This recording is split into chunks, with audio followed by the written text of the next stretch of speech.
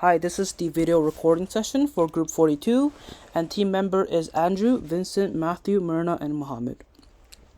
So this is our main page. This is the main page of our game, and we name our game Math Dash. And the goal for this game is to improve the math skills from age 4 to 12. Yeah, by providing them the game, they can have fun playing this game, and while simultaneously learn how to solve math problems. Okay, so we have a background music for this game throughout the game. So this is our background music, and this music will play throughout the game. But if user want to mute it, they can press the button simply here and press it again. It will unmute the music. And we also have a shortcut that does the same thing, which is M. By pressing the mute music and by pressing it again, it will also unmute the music. Okay, so now let's get into the actual main function of the game.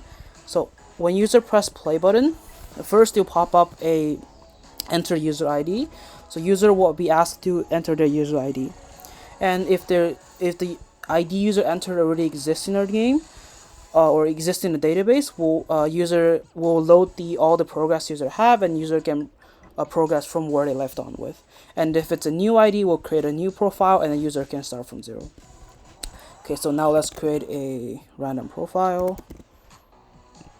Okay, so after user created a profile, they will ask to select a section which they want to practice. We have addition, subtraction, multiplication, and subtraction. So let's select addition. So now once they select the section, they'll given a page to select their level. So 1 being the easiest level and 10 being the hardest. So before they continue to a higher level, they have to clear the previous level first. So for example, if I try level 2, I can't because it's a new profile and I haven't cleared level 1 yet. So let's try level 1. So now this is our main game, and our concept the concept of this game is a race game. So you compete against a CPU, and whoever can reach the goal first wins the game. Okay, and we also have a timer function which is set to 3 minutes, and if user can't beat the game within 3 minutes, it automatically count as a loss for the user. Okay, so now let's try out the game. When user press a display question, the random question will pop up based on their level and their section. So this being addition and level 1, it's a really simple, easy addition problem. So let's answer this. Because we answered it correct, our car moved 1 forward, and CPU also answered it correct, so CPU also moved 1 forward as well. Okay, and now let's answer 12. Now that we got it right, but CPU apparently got it wrong, so we move 1 forward and CPU stayed in the same position, so we have a lead over CPU. So now we got correct and CPU also got it correct, so we both move 1 forward.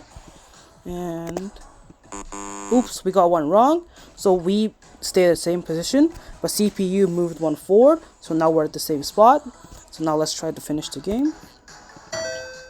Another function we have is to pause the game. So when user press pause, the game will pause and the music will stop and the timer will also stop. And when they press unpause, the timer will start again and they can resume the game from that point. So let's finish the game.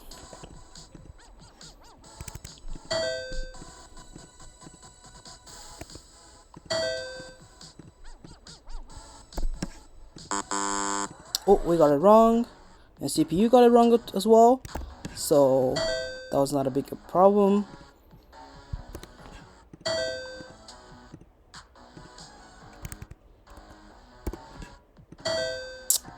Yay! Okay, so we won the game.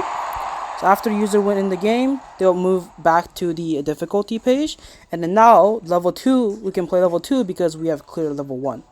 Okay, so we don't have time to finish all the levels, so we'll just go back. But when user try to go back during the game, it'll pop up a alert message saying that if you go back now, all the progress will be discarded.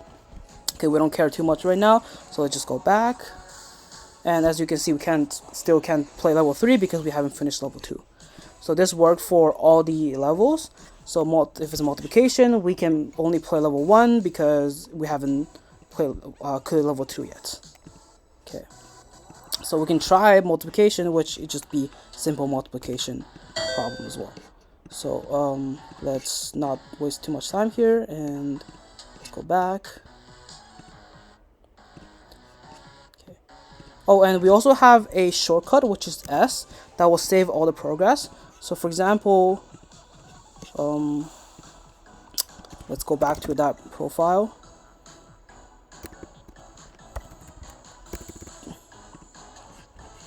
I mean, it will auto save, but if user can also manually save by pressing S on the button on the keyboard. Okay, so now the other function we have is the scoreboard.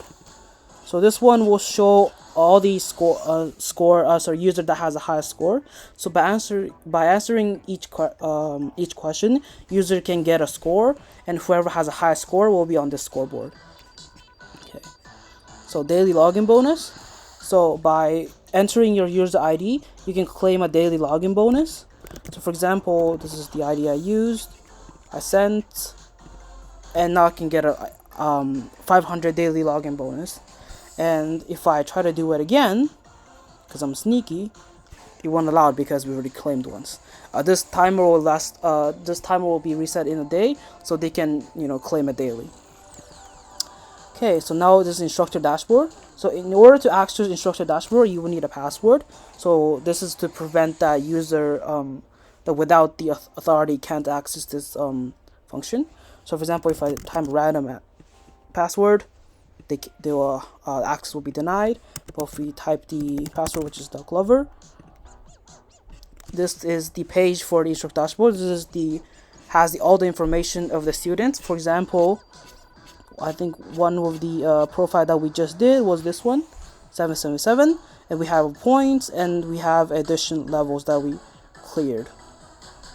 So yeah, this is all the information of the user and their points and their current level. This is meant for the instructor to see that if their students is progressing in the right way.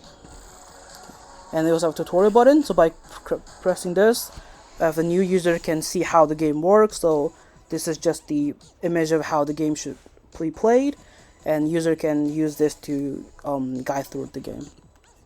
Okay, also a feedback button. If anything that happened, experience, or if the user found a bug, they can simply press there was a bug, or that's not a good one, but the game is amazing.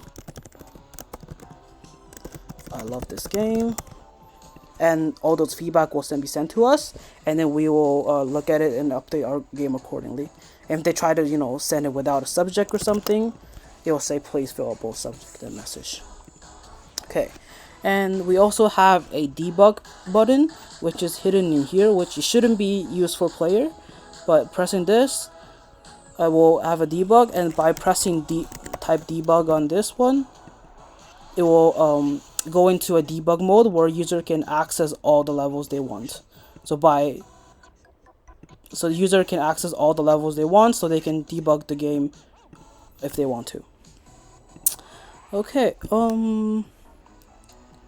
yeah, that's it for the game, and thank you so much.